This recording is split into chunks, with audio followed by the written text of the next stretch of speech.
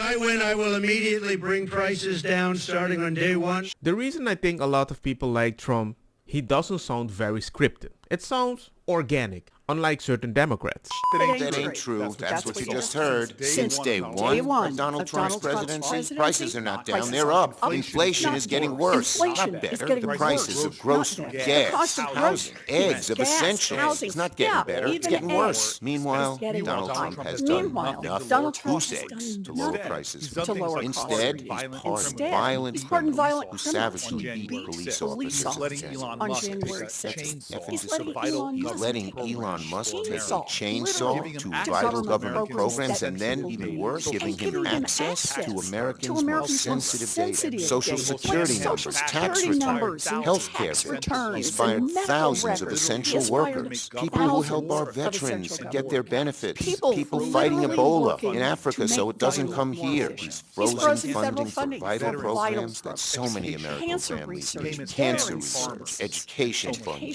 payments to family farmers, and so much worse. Why are they doing this? Trump, Musk, Doge are taking these vital services away from you for one reason only, so they can give tax breaks to their billionaires club. Their plan is awful, simply awful. Billionaires win, families lose.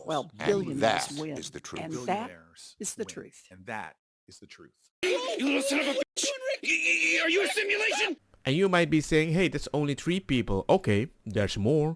That ain't true. That's what you just heard. Since day one, Donald Trump's presidency, prices are not down, they're up. Inflation is getting worse. And you thought that was enough? There's more. Inflation is getting worse.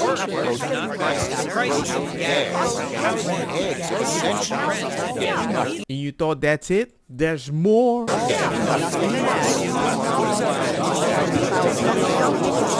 I love an organic messaging as everybody has their own opinion and life is Gucci. But this seems to be like a scripted message. Everybody has to say the same thing in the party, and the moment you deviate little, you're public enemy number 1. Can someone smarter than me help me very genuinely understand why I'm supposed to care if people immigrate to the US illegally? Like, obviously some people are just racist and some people are just stupid. But even like left-leaning people say, you know, well, you got to do something about the border. Why?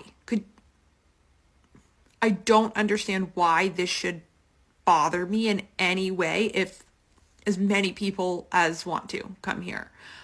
So if somebody could help me understand that, that would be great, because right now I just don't know why I should give a shit. Well, one good reason is that the people that are coming over, some of them might not have the best intention or values just like you. And if something happens to you, you can just say, hey man, you are the same gender. I can blame men, it is misogyny. And then again, certain clips are going viral, like this one.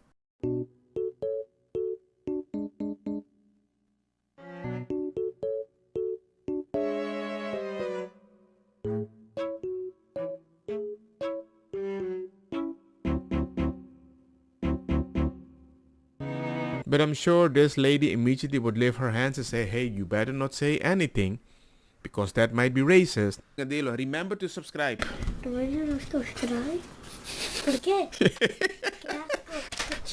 So if you guys could change the Constitution in one way, how would you change it? Perverse gov major.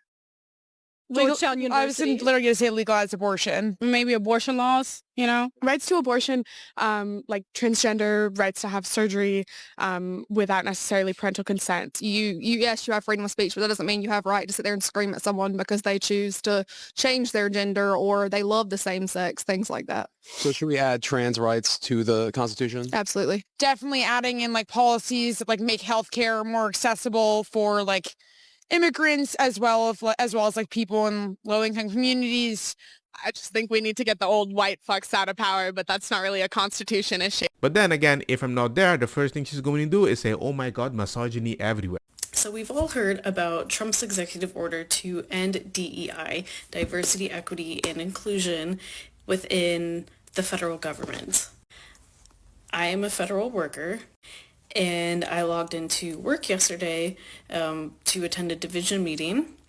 I'm on maternity leave right now, so I didn't have to attend this meeting, but my boss suggested that I attend to hear of any, updates with all the executive orders and all the craziness going on. And lo and behold, I see that there's an email talking about how we need to have a standardized email signature. And this standardized email signature must not include any pronouns. So if your name is Taylor, Jordan, Jesse, other gender-neutral unisex names, you cannot have he, she, they, them in your signature at the end of your emails. So if people are addressing you for the first time, they're just gonna have to guess or not genderize you at all.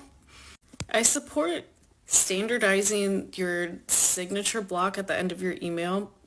There's a director in our division who literally has nothing in his signature block, like, hello, tell other people that you're a director and what your title is and that you have a doctorate and that you should be addressed as, doctor whatever.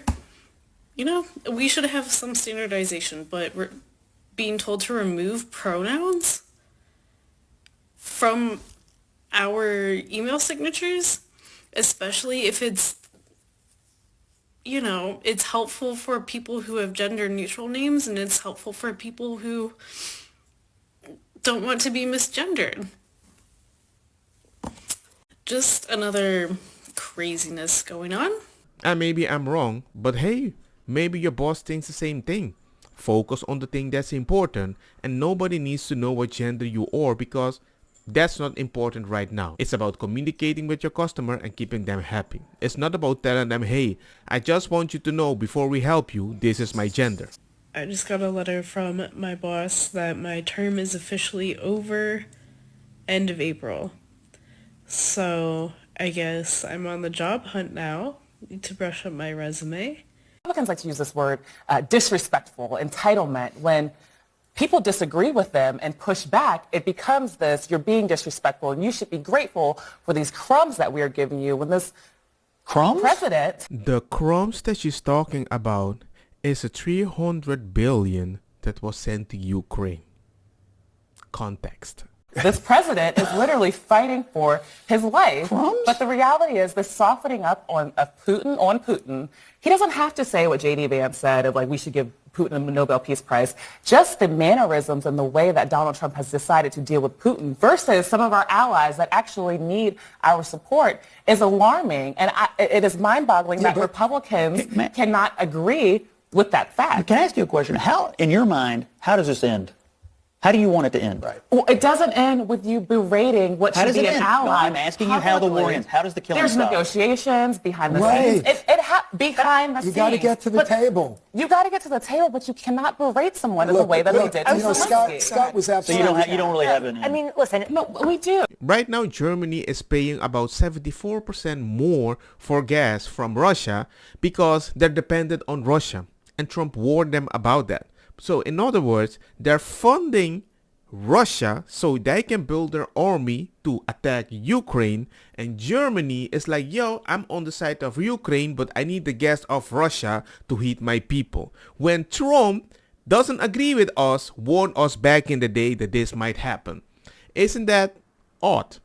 The construction of a Baltic pipeline so that nations are not dependent on Russia to meet their energy needs. Germany will become totally dependent on Russian energy if it does not immediately change course. Here in the Western Hemisphere, we are committed to maintaining our independence from the encroachment of expansionist foreign powers.